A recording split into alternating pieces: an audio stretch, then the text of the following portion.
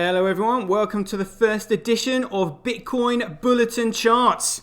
This is going to be the Bitcoin forecast, the strength of the system, the health of the network, as we take a look at all the charts and all the metrics that none of these shitcoins have because they're shitcoins and we are only interested in Bitcoin. Rock and roll, here we go. Alright, so first of all looking at coin darts. Oh, I've usually denied myself looking at all the figures because been trying to rush through a show, but now I've decided to have a show purely dedicated to looking at the stats. So we have got Coolcoin, Bcrash, and Bitcoin.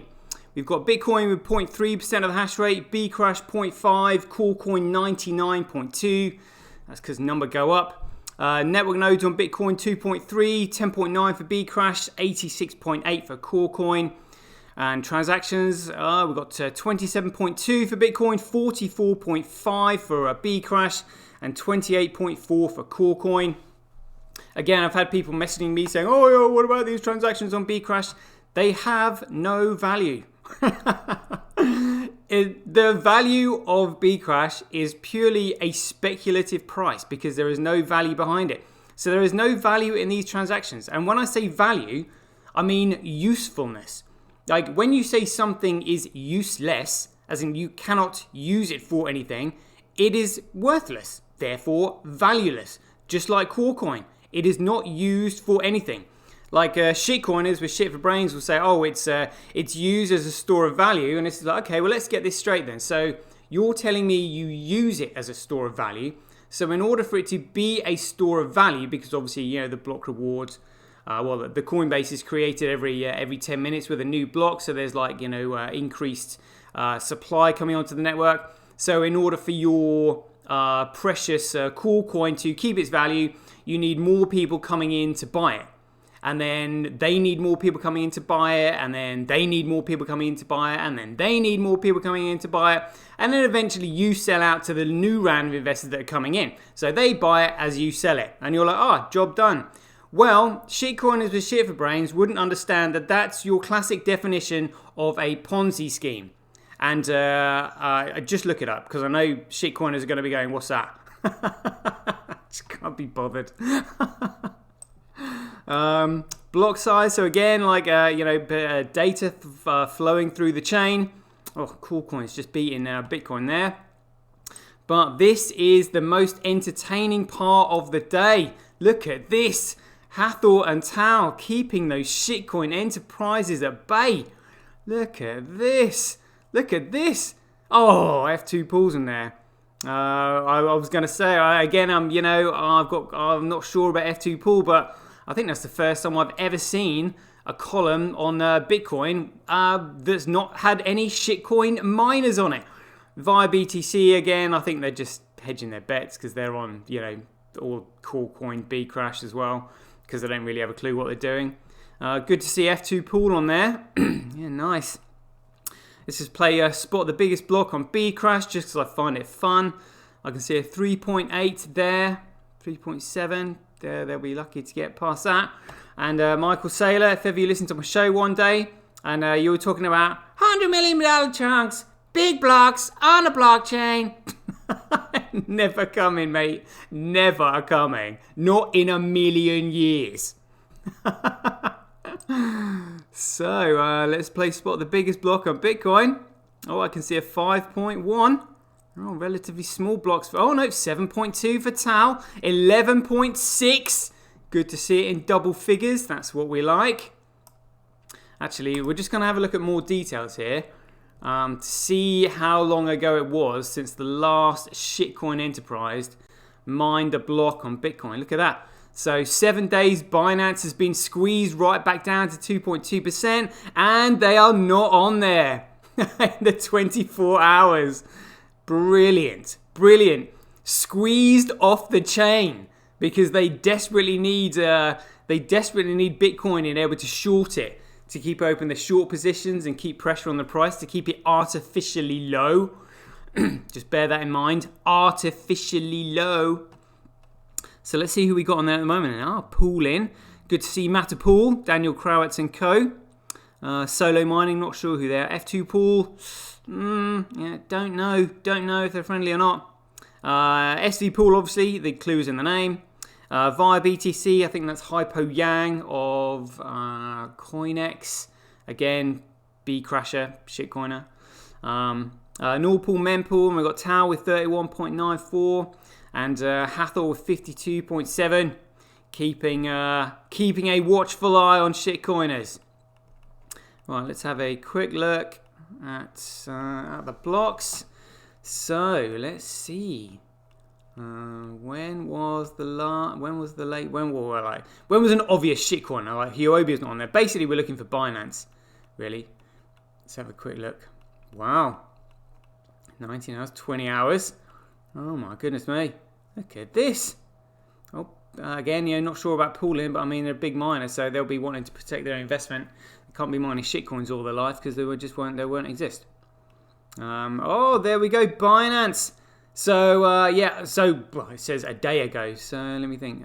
So, it goes to 23 hours and over 24. So, wow.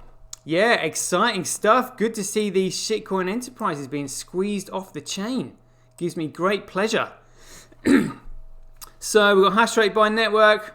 Again, hash rate follows price, follows value, follows utility, follows intellect.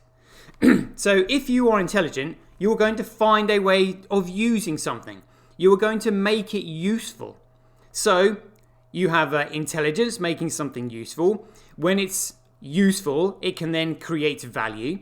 When it creates value, it can then develop a price. And when it develops a price, it can then be measured against the cost of other goods and services and used as a medium of exchange.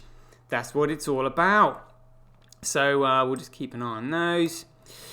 Proof of work by network, Bcrash, Coolcoin will just stop overnight one day. Again, it's hash rate, Bcrash versus Bitcoin.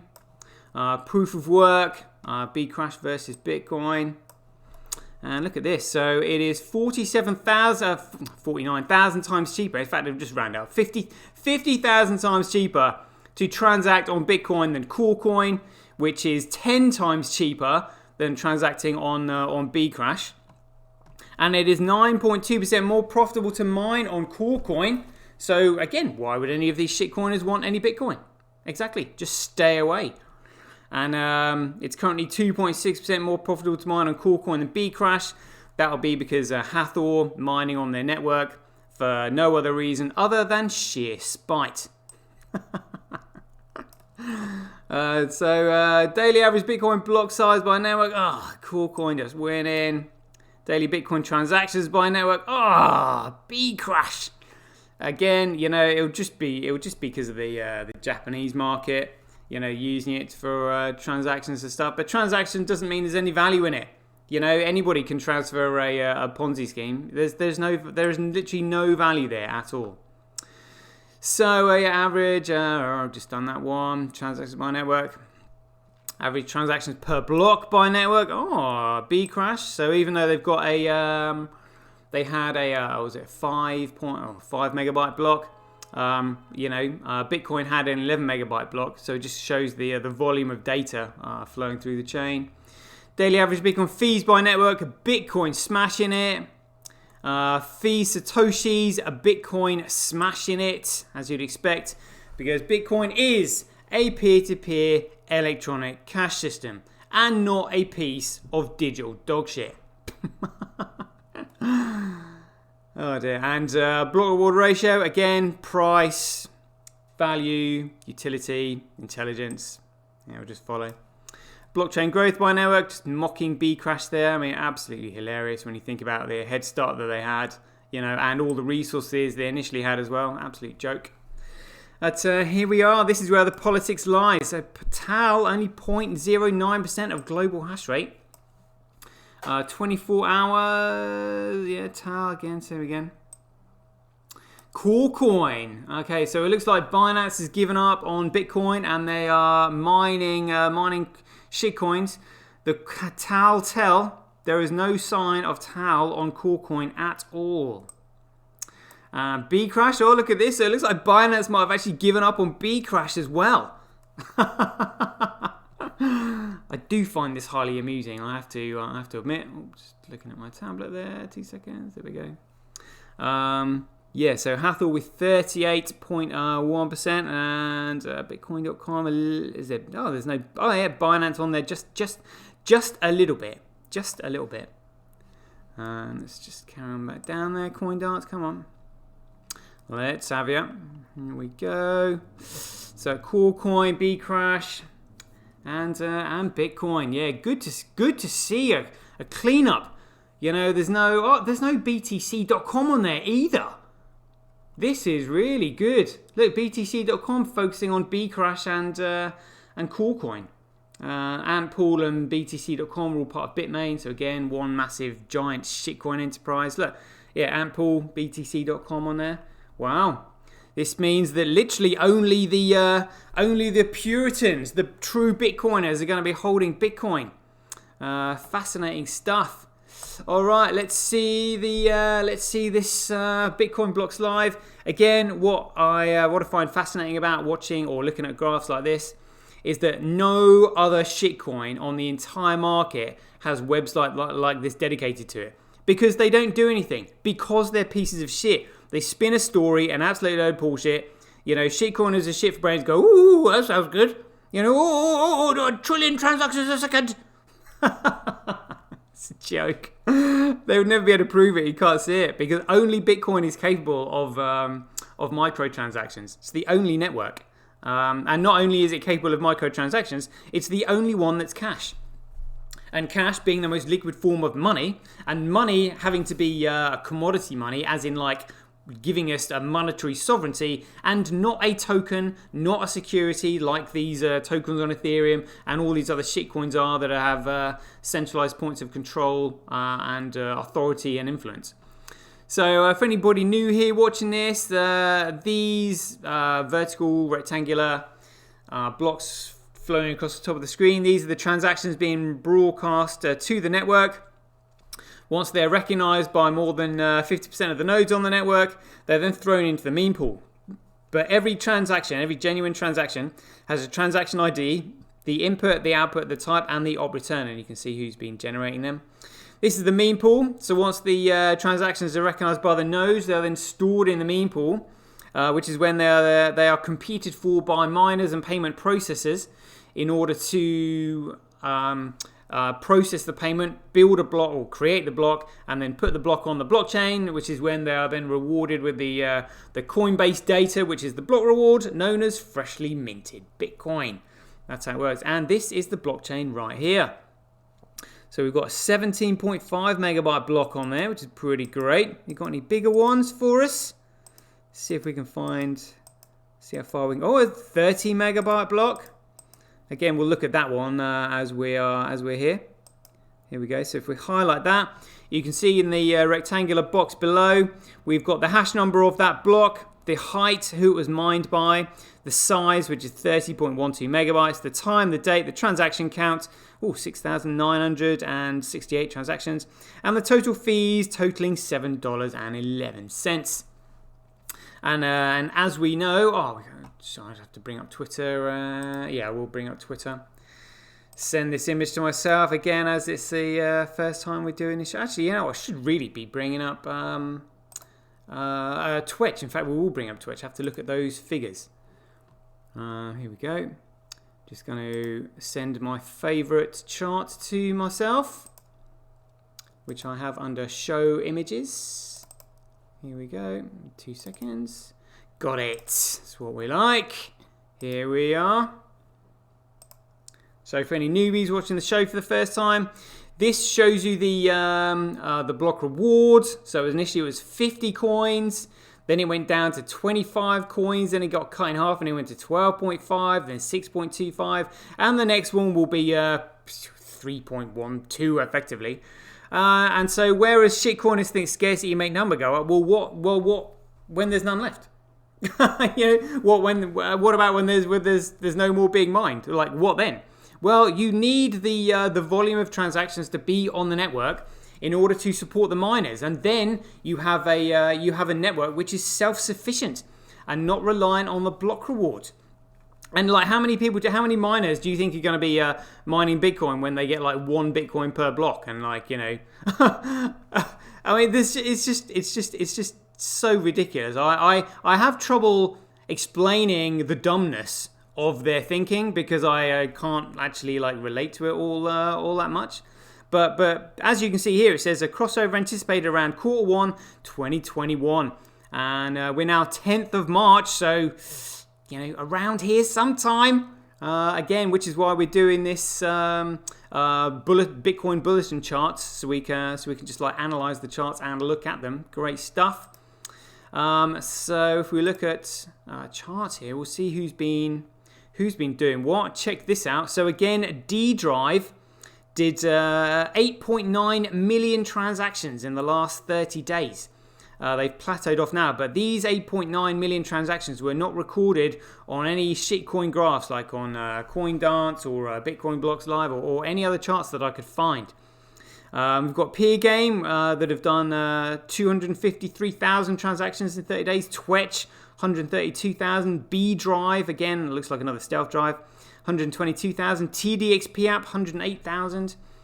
CentB is one of the most popular wallets. 1,618 transactions in 30 days. So again, this is all use building up. And again, Bitcoin has only really been allowed to motor forward since the 1st of January 2020, which is when the keys to the Tulip Trust were returned to Satoshi Nakamoto, aka Craig Wright, which indicated the end of the Tulip period, the end of the period of speculation and dilution and decentralization, and now we're focusing on the period of value, which is why we're seeing all these things being built on it. So it's really only the period of the value added period has only been around like 14 months. So watch this space. Let's have a quick look at these charts on BitInfo Charts. So again, D Stealth Drive was not registering because it's saying that Bitcoin here has only got 8.2% of the transactions on the network. B Crash got 10%. Litecoin, is this Dogecoin? Oh my god, Dogecoin, or actually making an appearance on transactions in the last 24 hours. This is literally like the type of people we're dealing with because sort of as in like sorting out the men from the boys, sorting out the shitcoiners from the Bitcoiners, just hasn't really been done yet. But if you go to BitInfo Charts, again, they've got all these shitcoins listed across the top that you can compare. Again, we're only interested in Bitcoin. And then the highlighted blue metrics on the left-hand side, these are all other metrics that you can use and compare. So what we're going to do is compare transactions last 24 hours. We click on that. When that comes up, we'll just go to linear and we'll do 3 years because Bitcoin really only really interested since the 15th of November 2018. And as you can see here, Bitcoin in the purple. We've got Charlie taking the piss, Charlie Lee coin in the yellow, B Crash in green, Cool Coin in blue, and then Ethereum in the red. But again, Bitcoin will be absolutely smashing that soon. Absolutely smashing it. Great chart to look at. Let's have a look at the Bitcoin scaling test network. Again, nothing to report here just yet. But again, we've got gigamegs blocks coming onto the chain, anticipated in 3 days. March 13th, so that's on Saturday. So be interesting to watch these. The scaling test network, which runs parallel to the mainnet, here is in the sort of like gold figures, and the mainnet is in white figures. So again, we've got total transactions per day, 297,000. Again, I mean, that should have been absolutely smashed by D Drive, but again, it wasn't showing on these charts either. And the biggest block on the mainnet, 353 megabytes, although we've seen articles saying it's actually 369 megabytes. Again, shitcoins couldn't get anywhere near that. Nowhere near that at all. And just to show that it is a dynamic chart, we've got 2 hours. 24 hours. Scaling test network, doing a bit of testing on that. Right, nice. Okay, keep it on 8 hours. Let's have a look at trends.cash, see who is doing what. Apps ranked by performed actions. So Router SV, I think they're part of the MetaStream gang, part of Weather SV and all that. It's doing huge volumes, huge data volumes on chain. And this is apps ranking by money spent. Oh, degenerate gamblers can't stay away from TDXP app. But remember, dirty traders can be unsullied on TDXP app because you're not dumping the asset, which is pretty great. RelayX. So again, I guess that's being used for Twitch and Streamanity and a few other applications. City on Chain is on there. Okay, yeah, interesting. I'm surprised Twitch isn't on there actually, to be honest with you. So Twitch has got 3.5% of the overall apps ranking by performance. And again, these other apps, I mean, we know what TDXP app is, but B Drive, again, not too sure what that is. And if you click on these, they don't really tell you much. I guess it's because they're still maybe in the beta phase. Yeah, they don't really take you through to a website or anything like that. But still worth keeping an eye on. Crypto Quants, again, I mean, this is really kind of like, the obvious one. So this is full chart, and this one here is all exchanges reserves. So you can see the exchanges have been selling out of Corecoin steadily over the year, and you can see what's caused the increase in the price. So it's just a massive speculative bubble at the moment, because why would you sell out if you were anticipating a massive price crash? Well, you obviously weren't, because you know it's an absolute piece of dog shit, because it does absolutely nothing. So that's basically what's caused the spike in the price. So everyone looking at the price going, oh wow, look at number go up. It's hot air. It's like looking at a hot air balloon. You know, hot air balloon goes up, hot air balloon comes straight back down. That's it really. And look at this. So this is the short positions that are open. You can see these on Bitfinex. We've got a 30-day chart here.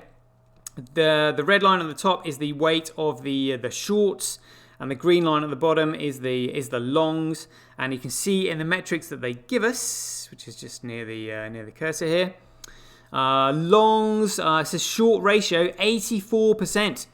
So there's currently like an 84% ratio of shorts to in comparison to longs. But this is why I strongly suspect Binance and co were trying to mine Bitcoin, but they can't, because Hathor is scooping up the smaller blocks with various small amounts of data in it, and Tal are mining the big blocks. And Norpool, Mempool as well have got their own algorithm, which they're focused on Bitcoin with. So watch this space as they are running out of supplies of Bitcoin, desperate to get their hands on it, which I find fascinating. And finally, let's just have a quick look at the shitcoin market, the coin crap market. And let's just tell you what I'll do. Let's just bring up my lovely coin crap chart so that people can see, because this hasn't changed. There we go. So this is the value and the description of each shitcoin. And as you can see, only Bitcoin and Litecoin are commodities. But again, what discredits Litecoin is the fact that Charlie Lee created it, which is your central point of influence effectively, which discredits it. And because he knew it was a piece of shit, he exit scammed it. And for any shitcoiners watching the show for the first time, I'm now going to play you my favorite video of Charlie Lee. Explaining that he didn't have any expectations of his own creation. So let's just bring this up for a sec. There we go. I might play one of these videos every morning just for lols, because I do love it. Here we go, Charlie Lee. Tell us what you think of your creation of Litecoin. There it comes up. You created Litecoin, right? So this has to be something like you're incredibly passionate about. Yeah, as most of you probably know, I kind of created it just for fun, right? I didn't really expect it to become anything. And I just remember the guy that founded Litecoin sold it all on the top. And I was like, dude, not great as the founder to unload everything literally on the high tick. Great as a speculator, but not as a community builder. Yeah, great as a shitcoiner. It still cracks me up. And for anyone who wonders, like the story behind why there are forks on the chain, this is it basically. So we had Bitcoin following the protocol, and then Blockstream et al. Decided that they didn't want it to be a peer-to-peer electronic cash system because they were funded by institutions who have got suspiciously close links to the Federal Reserve. And the Federal Reserve have carte blanche to literally print whatever they want. And so do you think that they wanted Bitcoin to succeed? No. So what you did is you segregate the signatures. Now the signatures are what holds everybody accountable on the chain and prevents the network from becoming centralized. So once you implement SegWit, you then control the network, but you crash its fundamental value to zero. So for any shitcoiners who don't believe me that Blockstream control BTC and that it's fundamentally worthless, we'll just let Samson Mao explain that for us right now. Take the floor, Samson Mao. Bitcoin was created by the central bankers that enslave you today. It is their scapegoat. How do you answer those, Max and Stacey? I think the evidence is clear that they do not control it. There's 10 years, almost 11 years now of track record. Yeah, Blockstream controls it. I'm sorry, go ahead. Who does? Blockstream. Oh, all right. I was looking at you when I said that. Yeah, I'm a block. I have a spy. I'm more than spies. No, so this, it's an interesting. It certainly is interesting now that there's a. What's this all about decentralized, but you control it? Honestly, I don't expect BTCs to understand this. Like, literally shit for brains. I've got loads of videos, just like the comments they come out with, just absolutely insane. But it just sort of goes to show you what we're dealing with, really. So let's have a look at the shitcoin market. Let's see what's happening with Corecoin. A little bit in the green today, upsy downsies. So still sort of like up on the week, a little bit up on the month. Oh yeah, looking good for 3 months there, up 194%. But I believe there are the USDT has not been printed. We'll just have a quick look at whale calls actually on Twitter while we're here. Whale calls. Whale alerts even. Here we go. Let's have a little look. So, whale calls, we are looking for USDT printed by Tether. What's this? Oh, the Pax Treasury. What's this? Oh, that's Pax again. And like they're printing Binance USD. It's an absolute load of crap, that is. They're all totally illegal, absolutely, utterly just total money laundering. Where is this $1 billion a day that they were printing? Almost like 7 days prior to their court case. This is absolutely hilarious. What are they going to do now? Now that there's no USDT to pump the price for them? Oh dear, oh dear, oh dear. Yeah, not looking promising. Really not looking promising. It was 18 hours, still can't see anything. That's USDC, that's Circle Coin. Oh, what's this? This looks familiar. Oh no, that's Binance USD. 77 million. Again, it's such brazen fraud. They're never going to get away with it. None of these coins have any value anyway. Like total pieces of utter digital dog shit.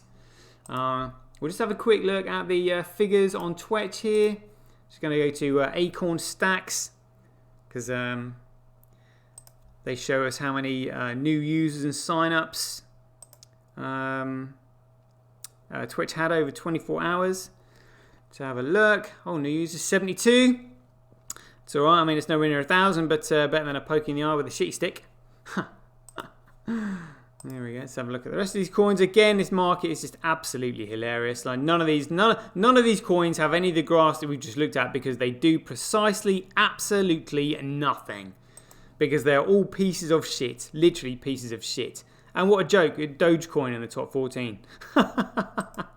Yeah, it's just hilarious. And look at this. So even though Bitcoin is now being pushed down, like about to crash out of the top 30.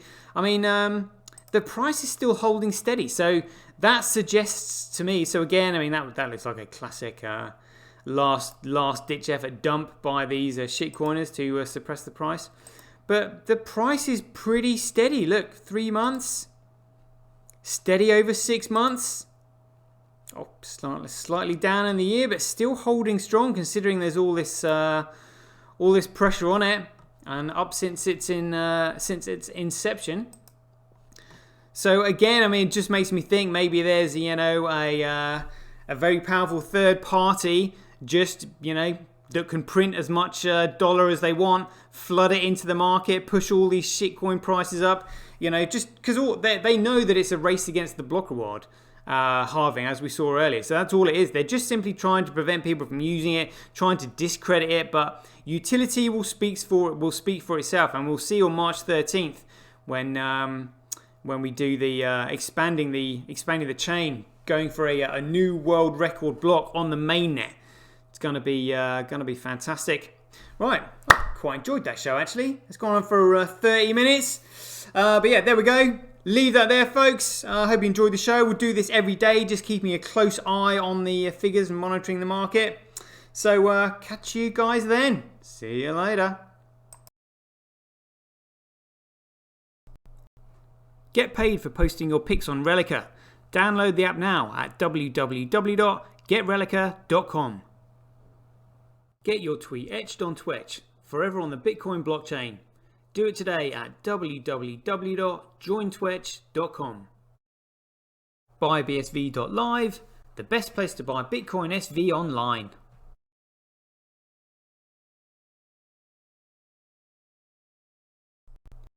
Support independent content creators on micropayment platforms such as Streamanity, Twitch and Relica. We should profit from our data, not the large corporations who track, monitor and sell it. If you enjoy the Bitcoin content that I produce, please support me by heading over to www.satoshi.tv, where you can keep up to date with all the latest news, gossip and content as it's created. Thanks very much. To get started in Bitcoin, go to freebsv.com, where you can claim your free Bitcoin.